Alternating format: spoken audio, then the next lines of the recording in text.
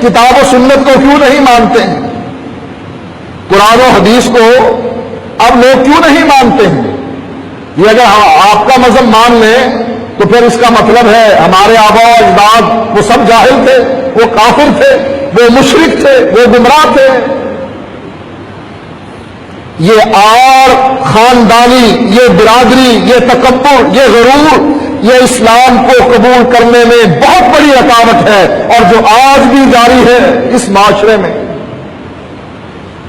سب مانتے ہیں کہ کتاب و سنت حق ہے، اللہ اور اس کا رسول حق ہے، توحید و سنت حق ہے۔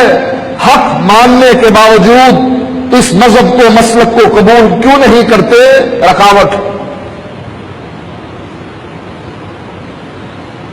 ابو طالب کیا کہتا ہے؟ فاخترت النار علی العار،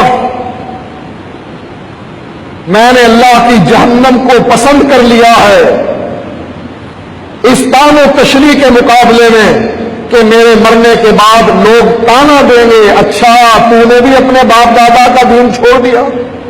یہ کتنا بڑا تانا تھا اس کے نزدیک۔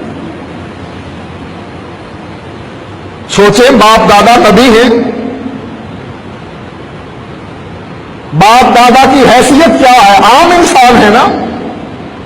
باپ دادا نبی ہے کیا کہ ان کو سامنے رکھتے ہوئے آپ نے ایک بت گھڑ لیا ہے، ایک صنم تراش لیا ہے جس کی آپ نے عبادت کرنی ہے اور اس کی بات ماننی ہے؟ اس کی حیثیت کیا ہے باپ دادا کی؟